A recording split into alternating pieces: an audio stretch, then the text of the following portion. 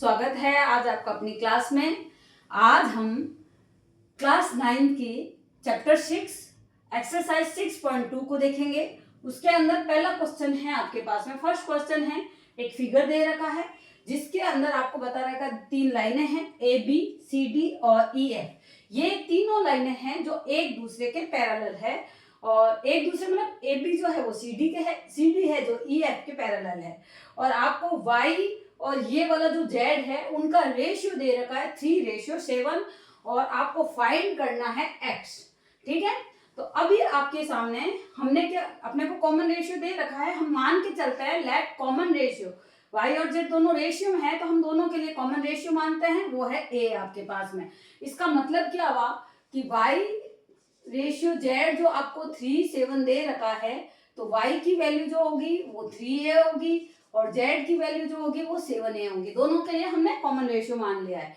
अब आपको क्या करना है, अब आपको देखो गिवन है, क्या है गिवन में कि A B parallel C D parallel E F.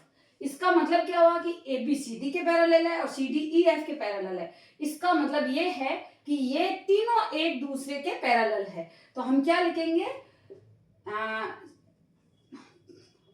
It means A B C D and E F parallel each other, मतलब तीनों एक दूसरे के पैरेलल है। इसका मतलब क्या हुआ, जैसे अब अपने ए बी और ई एफ ये दोनों भी एक दूसरे के पैरेलल है। अब ए बी और ये वाला ई एफ एक दूसरे के पैरेलल है तो इस प्रकार से ये जो एंगल बन रहे हैं ये क्या होता है, अल्टरनेटिव। और अल्टरनेटिव एंगल आपस में क्या होता है, इक्वल होते हैं। तो आप क्या लिखेंगे कि x इक्वल टू जेड और ये लिखना है ये क्या है, अल्टरनेटिव एंगल है। इसका मतलब क्या है कि हम अपने को जो ये y और z दे रखा इस z की जगह हम x रख सकते हैं। इसका मतलब क्या है, जैसे अपने को रेशियो दे रखा है ये जो x इक्वल टू जेड, पहले तो हम ये लिखते हैं कि ये जो x और y है दोनों दो पैरेलल लाइन के बीच में बन रहे हैं और ये दोनों एंगल कैसे, अंदर की साइड है। इससे पहले वाले वीडियो मैंने आपको सिखाया है कि को इंटीरियर एंगल्स क्या होते हैं, अल्टरनेटिव क्या होते हैं। तो आप जो इंट्रोड्यूस वाला वीडियो है उसको आप वापस से चेक कर सकते हैं। तो अभी आपके पास में ये x और y जो दे रखा है दोनों अंदर की साइड बने हुए हैं तो हम यहाँ क्या लिखेंगे, x plus Y equal to 180। कारण लिखना है साथ में को इंटीरियर एंगल। ठीक है, अब यहां हमने x की जगह हमको क्या लिखना है, z। तो z अपने को वैसे भी x प्लस वाई लिखना है और x की जगह हमने लिख दिया z प्लस वाई है वो है आपके पास में 180 और z की वैल्यू है हमारे पास 7a, x की वैल्यू है 3a इक्वल टू 180। तो यहाँ क्या हो गया, 10a इक्वल टू 180 और a इक्वल टू 180 डिवाइड 10 मतलब कितना हो गया, 18 डिग्री। a की वैल्यू आई है आपके पास में 18। अब अपने को निकालना क्या था, फाइंड x और x किसके बराबर है, z के। तो इसका मतलब z कितना है अपने पास में, z अपने पास में है 7a। ये किसके बराबर है, 7a और 7 इंटू a की जगह अपन लिखेंगे 18 डिग्री। कितना हो गया,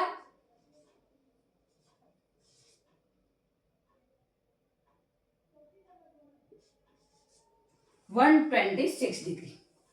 ये आ गई अपने x की वैल्यू। तो स्टूडेंट्स इसको मतलब एकदम कंसेप्ट क्लियर रखेंगे। कैसे रखेंगे कि अपने पास में ए बी सी डी और ई एफ तीनों पैरेलल है।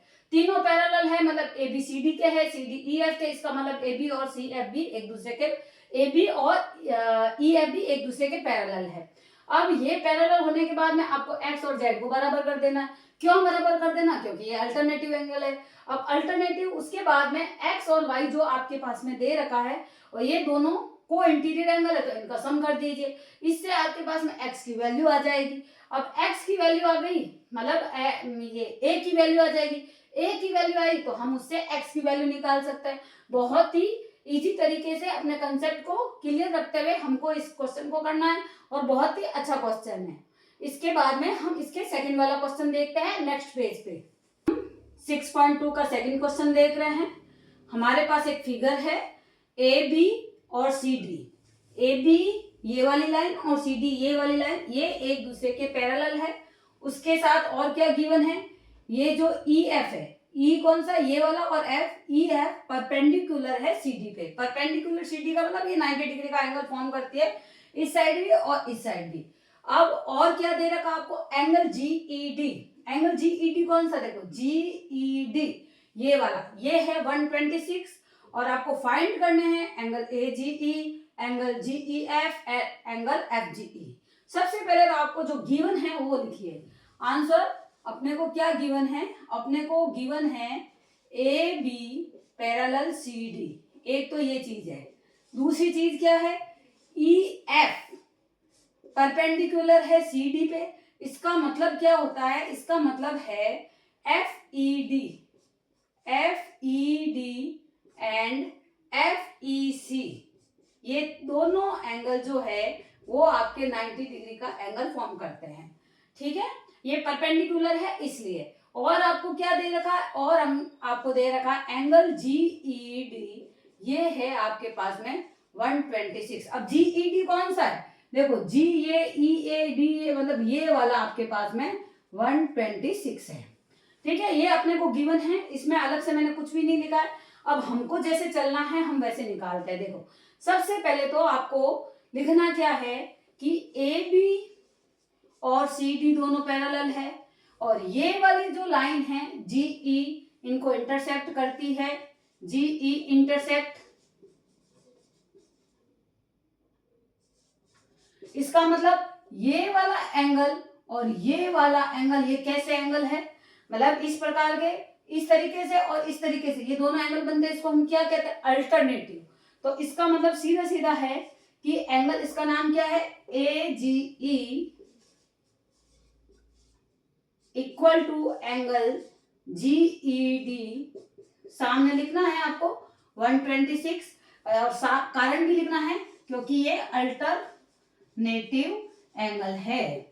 तो समझ में आया आपको। फर्स्ट वाला तो अपने निकल भी गया, क्या नाम था, अपने को निकालना क्या था, ए जी ई। ये देखो एक नंबर हमने फर्स्ट एंगल निकाल भी लिया। अब आपको ध्यान क्या देना, सेकंड जी ई एफ।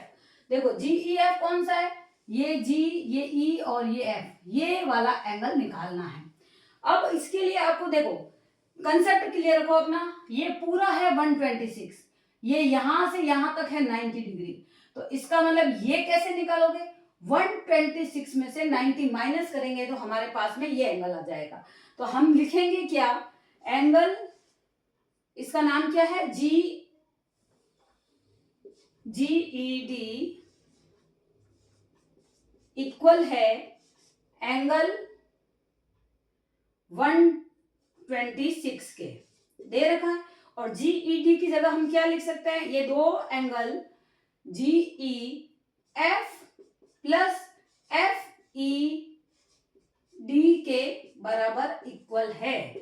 ठीक है, इक्वल है। अब अपने पास में ये तो अपने को निकालना, और ये अपने पास में 90 डिग्री दे रखा है, G E F plus 90 degree equal to 126। अब G E F 126 minus 90 degree कितना आ रहा है आपके पास में, 36 डिग्री। ठीक है, तो ये एंगल कितना आया आपके पास में, 36 डिग्री हो गया दूसरा एंगल भी। अब एक एंगल और पूछा है, वो कौन सा एंगल है, एफ जी ई, मतलब ये वाला एंगल पूछा है।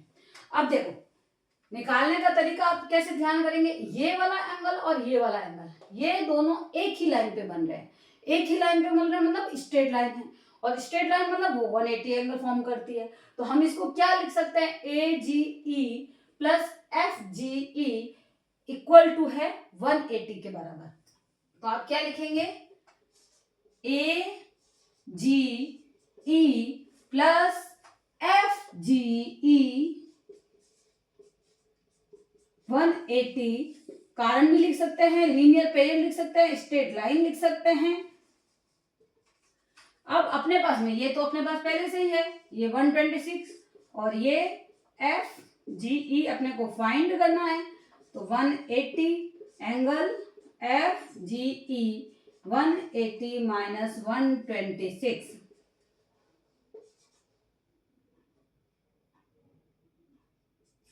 कितना हो गया 54 डिग्री।